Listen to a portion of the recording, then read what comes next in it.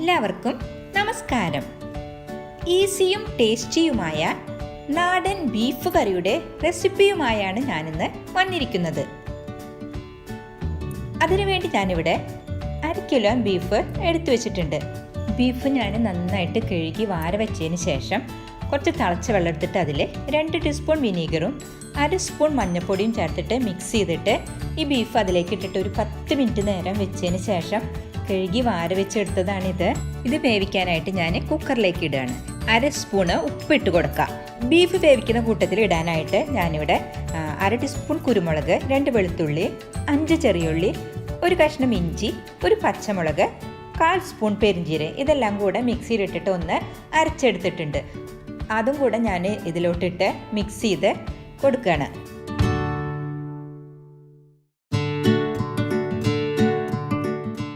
ആവശ്യത്തിന് കറിവേപ്പില ഇട്ട് കൊടുത്തതിന് ശേഷം ഇതിലേക്ക് സ്വല്പം വെള്ളം ഒഴിക്കുന്നുണ്ട്. ഞാൻ ഇതെല്ലാം അരച്ചു വെച്ച ജാറിൽ ഒരു 1/4 കപ്പ് വെള്ളം ഒഴിച്ച് ചുറ്റിച്ച് ഇതിലേക്ക് ഒഴിച്ചു കൊടുക്കുകയാണ്. ഒന്നും കൂടെ എല്ലാതും മിക്സ് ചെയ്ത് കൊടുക്കുക. ഞാൻ ചൂടുവെള്ളത്തിൽ വിനീഗറും മഞ്ഞൾപ്പൊടിയും ബീഫും ഇട്ട് ഒരു 10 മിനിറ്റ് നേരം മാറ്റി വെച്ചിരുന്നല്ലോ. അങ്ങനെ ചെയ്യാൻ താല്പര്യമില്ലാത്തവർക്ക് ഈ സമയത്ത് ഇതിലേക്ക് 1/2 ടീസ്പൂൺ വിനീഗറും 1/2 ടീസ്പൂൺ മഞ്ഞൾപ്പൊടിയും ആഡ് ചെയ്യാവുന്നതാണ്. ഇനി അടച്ച് ഫുൾ ഫ്ലെയിമിലിട്ട് 4 വിസിൽ വരുന്നത് വരെ വേവിച്ചെടുക്കാം. ആവിയെല്ലാം പോയി ഇത് തുറന്നിട്ടുണ്ട്. ഇതൊരു 3/4 വേവാണ് ആയിരിക്കുന്നത്. അതായത് ഒരു 90% വേവാണ് നമുക്ക് ആവശ്യം. അതിനുശേഷം നമ്മൾ ഒരു ചട്ടിയിലിട്ടിട്ട് വേവിക്കും. അതിനായിട്ട് ഞാനൊരു ചട്ടി എടുത്ത് വെച്ചിട്ടുണ്ട്. അതിലേക്ക് ആവശ്യാനുസരണം ഓയിൽ ആഡ് ചെയ്യണം. ഓയിൽ ചൂടായതിന് ശേഷം അരിഞ്ഞു വെച്ചിട്ടുള്ള 1 കപ്പ് ചെറിയുള്ളി ഇട്ട് കൊടുക്കണം. ഞാനിതിലേക്ക് ചെറിയുള്ളിയാണ് എടുക്കുന്നത്. സബോളയാണെങ്കിൽ ഒത്തിരി മധുരം വരും. ബീഫ് കറിയിലേക്ക് എപ്പോഴും ചെറിയുള്ളിയാണ് നന്നായിരിക്കുക. നിങ്ങൾക്ക് നിങ്ങളുടെ താല്പര്യം അനുസരിച്ച് ഇഷ്ടമുള്ളത് എടുക്കാം. ഇഞ്ചി പേസ്റ്റ് 1 സ്പൂണ്, വെളുത്തുള്ളി പേസ്റ്റ് 1 ടീസ്പൂണ്, 3 പച്ചമുളക് ഇതൊക്കെ നമുക്കിതിലേക്ക് ആഡ് ചെയ്തിട്ട് ഒന്ന് നന്നായിട്ട് മിക്സ് ചെയ്ത് കൊടുക്കാനുണ്ട്. ഞാനിതിലേക്ക് ഇടുന്നുണ്ട്. ഒരു കൊച്ചു തക്കാളിയാണെങ്കിൽ ഒരെണ്ണം, അതല്ലെന്നുണ്ടെങ്കിൽ 1 തക്കാളിയുടെ പകുതി. ഓയിൽ ചൂടായിട്ടുണ്ട്. ഞാൻ ഇതിലേക്ക് ചതച്ച് വെച്ച ഇഞ്ചി വെളുത്തുള്ളി പേസ്റ്റ് ആഡ് ചെയ്യാണ്. അതായത് 1 ടീസ്പൂണ് ഇഞ്ചിയും 1 ടീസ്പൂണ് വെളുത്തുള്ളിയും ചതച്ചിട്ടുള്ള പേസ്റ്റാണ്. നമുക്കിത് നന്നായിട്ടൊന്ന് ഇളക്കി കൊടുക്കാം.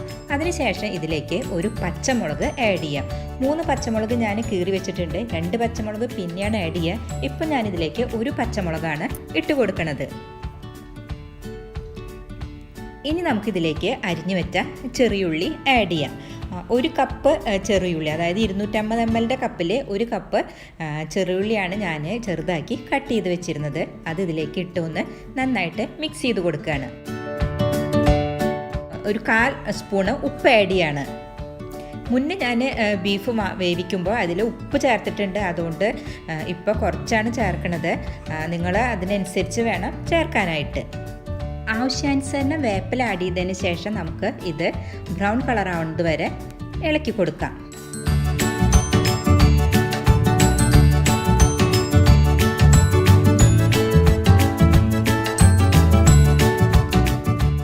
കുക്കറിൽ ഇറച്ചി വേവിക്കുന്ന സമയത്ത് നമ്മൾ കുരുമുളക്, ചെറിയുള്ളി, ഇഞ്ചി, പച്ചമുളക്, വെളുത്തുള്ളി, പെരിഞ്ചീരകം ഇതെല്ലാം അരച്ച് ചേർത്തിരുന്നു. പക്ഷെ നമ്മൾ മസാലകളൊന്നും ചേർത്തിരുന്നില്ല.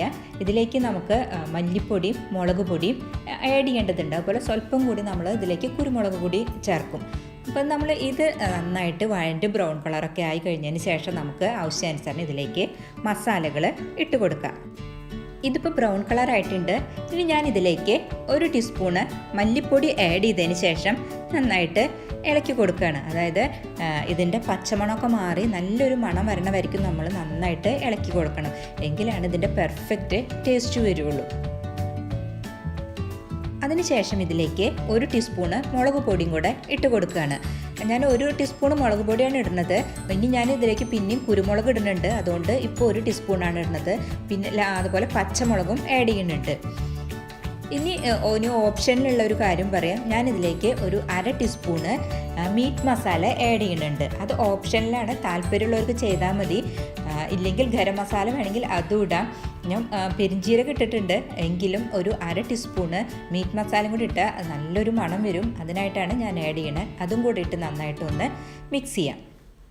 പിന്നെ നമുക്ക് ഇതിലേക്ക് കുരുമുളകും കൂടെ ആഡ് ചെയ്ത് ഇതിൻ്റെ പച്ചമണമൊക്കെ മാറി നല്ലൊരു മണം വരുന്നത് വരെ മിക്സ് ചെയ്ത് കൊടുക്കാം.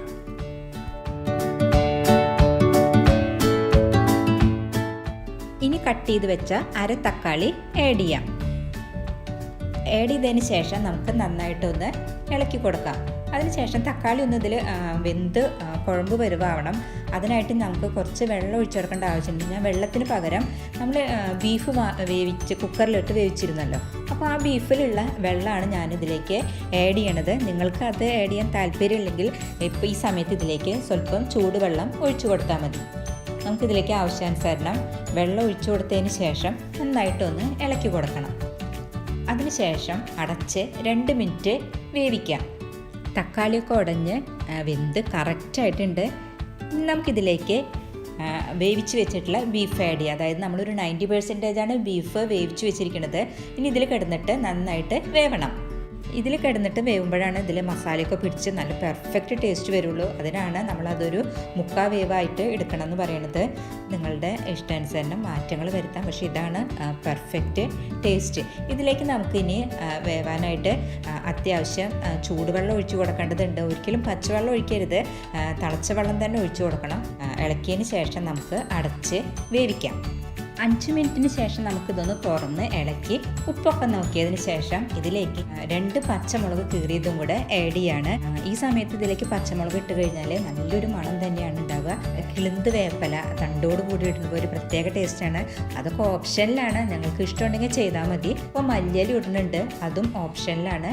മല്ലിയിലയുടെ മണം എനിക്ക് ഒത്തിരി ഇഷ്ടമുള്ളതുകൊണ്ടാണ് ഞാൻ ഇടുന്നത്. പക്ഷേ വേപ്പലയും പച്ചമുളകും ഇട്ട് കഴിഞ്ഞാൽ ഒരു പ്രത്യേക മണം തന്നെ ഉണ്ടാവും. അതെന്തായാലും ചെയ്യാൻ ശ്രമിക്കണം. എന്നിട്ട് നമുക്ക് അടച്ചു വെച്ച് ഒരു 5 മിനിറ്റിന് ശേഷം തുറന്നു കഴിഞ്ഞാൽ നമ്മുടെ ബീഫ് കറി പെർഫെക്റ്റ് ടേസ്റ്റിൽ നല്ല മണമായിട്ട് നമുക്ക് കിട്ടും. നമ്മുടെ ബീഫ് കറി ഇവിടെ റെഡി ആയിട്ടുണ്ട്. ഇതിൽ ഉപ്പും മുളകും എല്ലാം എനിക്ക് കറക്റ്റാണ്. നിങ്ങളത് നോക്കി അതിനനുസരിച്ച് നിങ്ങൾക്ക് ആഡ് ചെയ്യാം.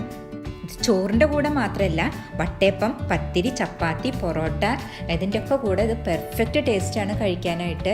ഇത് വളരെ ഈസിയാണ് ഉണ്ടാക്കാൻ. എല്ലാവരും ട്രൈ ചെയ്യണം. അങ്ങനെ വളരെ ടേസ്റ്റി ആയിട്ടുള്ള നമ്മുടെ നാടൻ ബീഫ് കറി ഇവിടെ റെഡി ആയിട്ടുണ്ട്. ഇത് എല്ലാവർക്കും ഇഷ്ടപ്പെടും. എല്ലാവരും ട്രൈ ചെയ്യണം. സബ്സ്ക്രൈബ് ചെയ്യാത്തവർ ദയവായി സബ്സ്ക്രൈബ് ചെയ്യണം, ലൈക്ക് ചെയ്യണം. നിങ്ങൾക്കിതുമായി ബന്ധപ്പെട്ട എല്ലാ അഭിപ്രായങ്ങൾക്കും നിർദ്ദേശങ്ങൾക്കും താഴെ കമൻറ്റ് ചെയ്യാവുന്നതാണ്. അല്ലെങ്കിൽ മെയിൽ ID യിലേക്ക് മെയിൽ ചെയ്താലും മതി. നന്ദി, നമസ്കാരം.